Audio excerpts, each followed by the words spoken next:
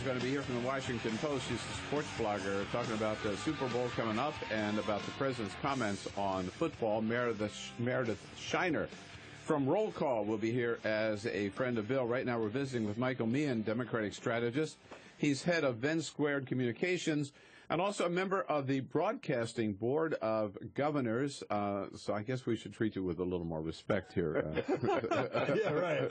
After all. The Senate blocked me for 3 years, so I'm not worried about being treated. Did we see how great it is to have you in?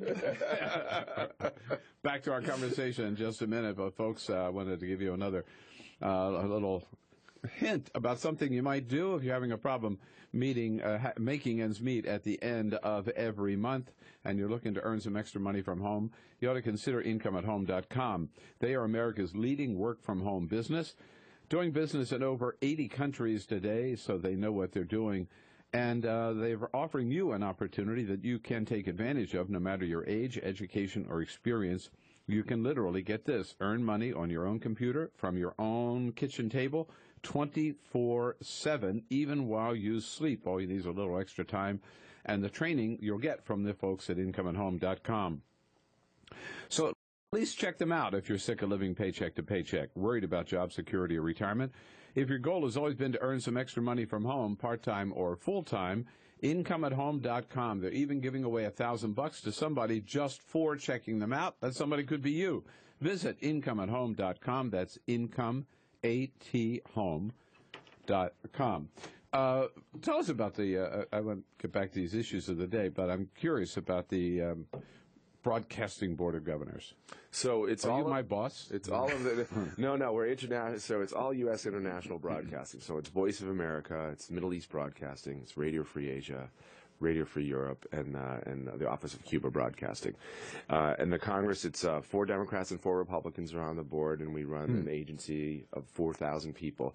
If we were a news gathering agency, we would be the largest news gathering agency in the world if we were able to be a commercial one. We have 4,000 reporters, 100 countries, 59 languages. Annual budget about $750 million.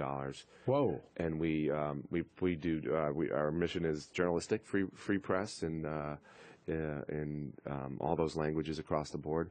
You know, we've gone from being part of the State Department, and in the 90s, Joe Biden wrote the legislation to make it an independent agency. We're part-time private citizens that serve on the board, and we manage the day-to-day agencies. It's in this commercial world where journalism's so shrunken internationally, it's amazing to see some of the fearless journalists that we have in places, reporting where they just don't have free press. I went to Burma last month to see some of our Radio Free Asia and Voice of America stringers.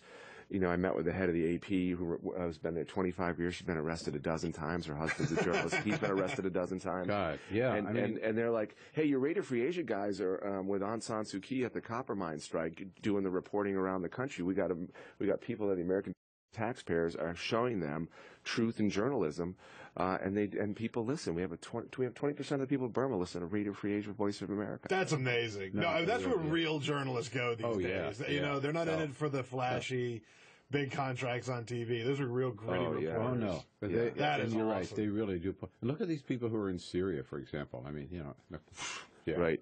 And we had 2 of our Al Hura journalists in the Middle East Broadcasting have been went missing in August. One's still missing, and we're pressing every day and to free them. So you really have a deep appreciation for their journalism, people putting their lives on the line like that. So sort of from the sublime to the banal, back to politics, I guess. When I was asking you about Massachusetts, though, I forgot to ask you maybe the question that most people are asking, which is, what's Scott Brown going to do? Is he going to run for governor, or is he going to try to get back in the Senate? What do you think? Well, as a Democratic strategist, I'd like not to give advice to Republicans that help them be successful. Right. But if I were Scott Brown, I just lost by 8.5 points. I raised $32 million, and I got pounded. I would think that it may be running for the open governor seat in 2014, where Massachusetts has a long history of independent Republican governors. Yes. And so, the thing is, the Republican brand in Massachusetts, it's anti-choice positions. A lot of the things are out of touch with Massachusetts voters. Not so much in the state politics. So you wouldn't run a race for governor that would come on some of the hot button issues that you see here in Washington. So if I were Scott Brown, I would think that running for governor. I think he'd be handed the nomination for sure. He'd have a better shot at that, but. It's hard to tell because he'd have to run. He'd lost in November, and if he lost again in June, he'd be done. Right, two times he'd be done, and then he'd have to run for re-election again in November 14 because Kerry's terms expire. So he'd run this June and then again next November to keep the seat. So just about a minute while you're in the business of offering advice to Republicans.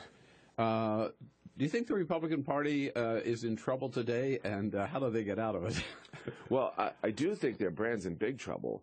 It is amazing to see how well we did in 2012 in seats that, 2 years out, we had so many vulnerable Democrats who had barely won their seats 6 years earlier to expand the majorities in the United States Senate, And the main reason why Republicans... And in the House. Or not the majority, but to pick up 8 seats in the House. Pick up 8 seats in the House. And that's after, in 30 states, they elected Republican governors and primarily Republican legislatures and redistricted those seats to make them even safer Republican seats. If that did not happen, I think the Republicans would not be in charge of the House today. But the redistricting that happened in places that made those seats safer made even the kind of Democratic year that we had in 2012 not enough to change the chamber. So they've got to do some rebranding and rethinking, and maybe rethinking some of their policies too.